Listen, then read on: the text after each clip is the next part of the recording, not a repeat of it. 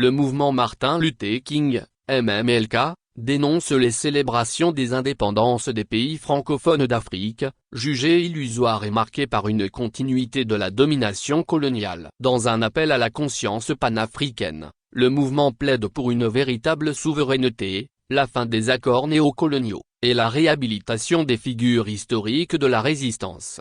Introduction. Le mouvement Martin Luther King, MMLK, s'élève contre la célébration des prétendues indépendances des pays francophones d'Afrique. Ces indépendances, marquées par des accords coloniaux oppressifs et l'assassinat des pères de la résistance, ne reflètent pas une véritable souveraineté. Cet article examine les réalités des indépendances africaines, leurs limites néocoloniales, et propose une réflexion sur la quête d'une indépendance authentique. Une histoire de domination coloniale. Pendant des décennies, une vingtaine de pays francophones d'Afrique ont été soumis à la domination coloniale française. Administrés sous le joug de la France-Afrique, ces territoires étaient exploités au profit de la métropole. Dans les années 1950 et 1960, les mouvements nationalistes, portés par des leaders charismatiques et soutenus par des populations déterminées, ont revendiqué l'émancipation. Cependant, la France, farouchement opposée à ces aspirations, a réprimé ces mobilisations, causant des milliers de morts parmi les combattants de la liberté. Face à la résistance croissante, la France a concédé des indépendances dans les années 1960, mais celles-ci étaient conditionnées par des accords coloniaux draconiens. Ces accords, au nombre de 11, imposaient des contraintes économiques, politiques et militaires humiliantes, maintenant les nouveaux États dans une dépendance structurelle. Les accords coloniaux, une indépendance illusoire. Les indépendances accordées par la France étaient assorties de conditions qui privaient les pays africains de leur souveraineté. Parmi les clauses les plus cyniques figurent dépôt des réserves financières. Depuis 1945, 14 pays de la zone franc, UMOA et SMAC, doivent déposer leurs réserves au Trésor français, limitant leur autonomie monétaire. Franc CFA, l'obligation d'utiliser le franc CFA, une monnaie contrôlée par la France, entrave le développement économique indépendant.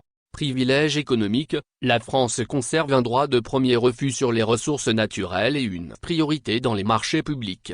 Présence militaire, la France s'octroie le droit de déployer des troupes et d'intervenir militairement pour défendre ses intérêts. Langue et éducation. L'imposition du français comme langue officielle et éducative marginalise les langues nationales. Alliance internationale, les pays sont tenus de s'aligner sur la France en cas de conflit mondial et de renoncer à des alliances militaires sans son aval. Ces accords ont transformé les indépendances en une tutelle néocoloniale, où les pays francophones restent subordonnés à la France sur les plans politiques, économique, militaire et culturel. L'assassinat des pères de la résistance. Les leaders visionnaires qui ont porté le flambeau de la résistance, tels que Patrice Lumumba au Congo et Sylvanus Olympio au Togo, ont été systématiquement éliminés dans les années 1960. Ces assassinats, souvent orchestrés avec la complicité de compradors africains soutenus par les colonisateurs, ont brisé les rêves d'une Afrique souveraine. Les régimes qui ont suivi, souvent inféodés aux intérêts occidentaux, ont aggravé la situation des populations, plongeant les pays dans la dépendance et la précarité. Une révolte panafricaine contemporaine depuis 2020, une vague de résistance s'élevait dans des pays comme le Mali, le Burkina Faso et le Niger. Ces nations dénoncent les accords néocoloniaux et revendiquent une souveraineté véritable. Des discours panafricanistes et des éveils de conscience ont galvanisé les populations, entraînant l'expulsion des troupes françaises et la fermeture de bases militaires. Ces mouvements exigent un partenariat d'égal à égal, basé sur le respect mutuel et la justice. Que célèbre-t-on réellement? Célébrer les indépendances actuelles revient à glorifier une façade, ignorant les chaînes néocoloniales qui entravent l'Afrique. Les festivités dispendieuses, mobilisant des milliards, détournent des ressources qui pourraient répondre aux besoins urgents des populations, comme l'accès à l'eau, à la santé et à l'éducation. Le MMLK appelle à transformer les dates des indépendances en journées de réflexion et de recueillement,